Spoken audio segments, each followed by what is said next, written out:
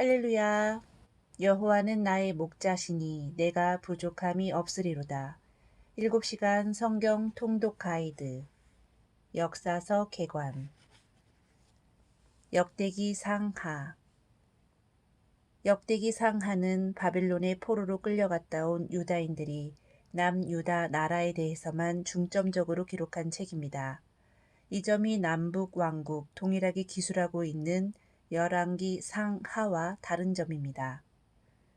열왕기 상하나, 역대기 상하나 둘 다 똑같이 솔로몬 때부터 바벨론 포로 시기까지 다루지만 열왕기 상하는 선지자적 관점에서 기록하고 있고 역대기 상하는 제사장적 관점으로 기록되어 있습니다.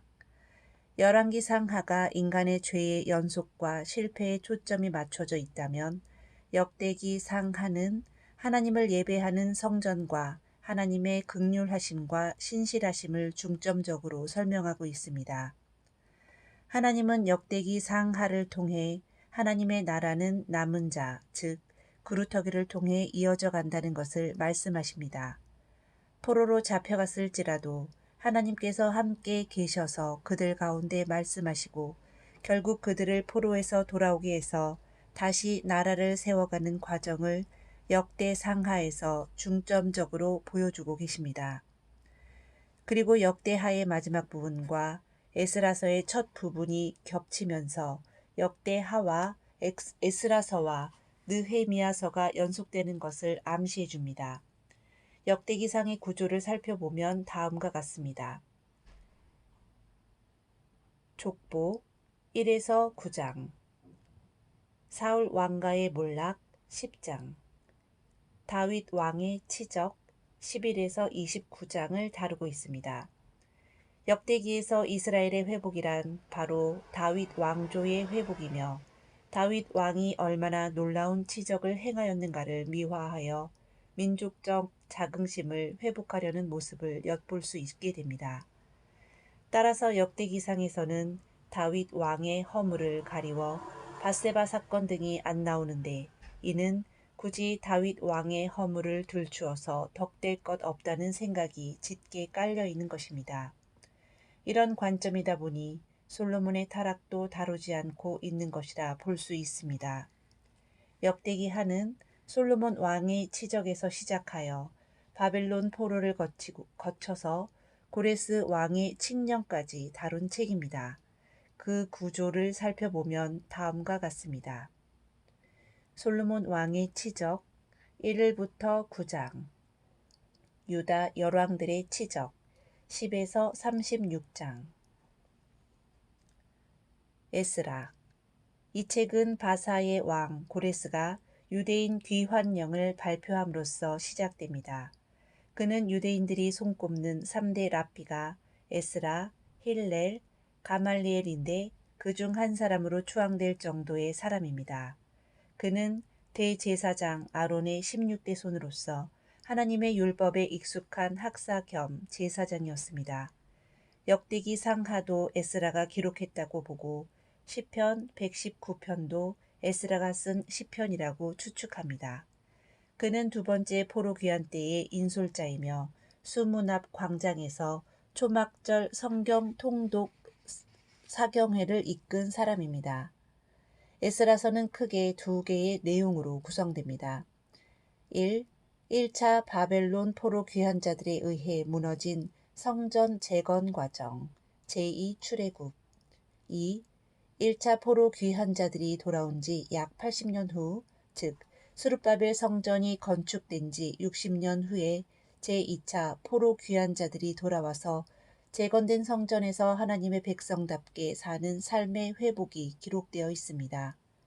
한마디로 에스라는 성전 재건과 말씀 부흥 운동을 주도한 하나님의 사람이었습니다. 느헤미야. 히브리어 원전에는 에스라와 느헤미야가 한 권으로 되어 있습니다. 그래서 많은 학자들은 느헤미야서도 에스라가 기록했을 것이라고 봅니다. 에스라가 학자 겸 제사장으로서 영적 지도자라면 느헤미야는 총독으로서 정치적 지도자입니다. 에스라가 말씀의 회복을 위해 힘썼다면 느헤미야는 예루살렘의 성벽을 재건하기 위해 힘썼습니다. 이 둘은 한 나라의 회복을 위해 수고한 대표적인 인물입니다. 에스라가 포로에서 귀환하여 말씀 중심의 개혁을 하면서 큰 부흥을 일으켰지만 여전히 예루살렘의 백성들은 불안에 떨며 살고 있었습니다. 성전도 건축되고 말씀 개혁도 일어났지만 예루살렘 성벽이 재건되지 않았기 때문입니다. 성벽은 무너져 있고 성문은 불타서 수시로 원수들에게 공격을 받는 상황이었습니다. 스룹바벨의 인도 아래 제1차 포로 귀환이 있은 지 거의 100년쯤 지나서야 비로소 성벽 재건의 필요성을 보게 된 것입니다. 그때 느헤미야는 바사의 아닥사스다 왕의 술 관원이었습니다. 무너져 있는 예루살렘 성벽과 성문을 재건할 수 있도록 해달라고 왕께 허락을 받고 에스라보다 13년 뒤 예루살렘에 돌아와 재건 운동을 펼치게 됩니다. 이때 느헤미야는 작은 무리를 이끌고 예루살렘으로 돌아오는데 이것을 3차 포로 귀환이라고 합니다. 1차 포로 귀환 때에는 총독 스룹바벨과 제사장 예수아를 중심으로 무너진 예루살렘 성전을 건축했으나 방해 세력 때문에 중단한 지 16년 만에 학개와 스가랴 선지자들의 격려로 다시 공사해서 포로 귀환 후 20년 만에 완공했고 2차 포로 귀환 때에는 에스라를 중심으로 하나님 말씀의 회복이 일어났고 3차 포로 귀환 때에는 느헤미야를 중심으로 예루살렘 성벽을 재건하게 됩니다. 성벽 재건에는 많은 방해꾼들의 방해가 있었는데 느헤미야는 이를 잘 슬기롭게 풀어나갑니다. 어떤 방해나 어려움이 있다 할지라도 이를 믿음으로 돌파하는 믿음이 중요한 것입니다.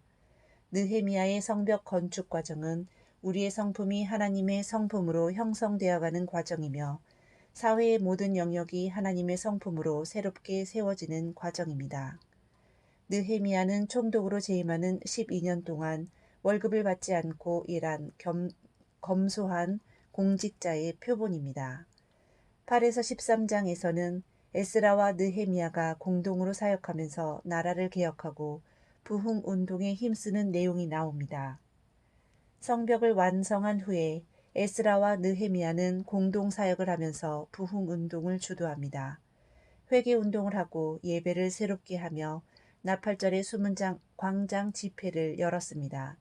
수문 앞 광장 말씀 사경회는 초막절에 아침 6시부터 정오까지 6시간 동안 8일간 에스라를 통해 말씀을 들었습니다. 그달 24일에 이스라엘 자손이 다 모여 아침 6시부터 오후 6시까지 12시간 동안 금식하며 말씀과 기도의 시간을 가졌습니다.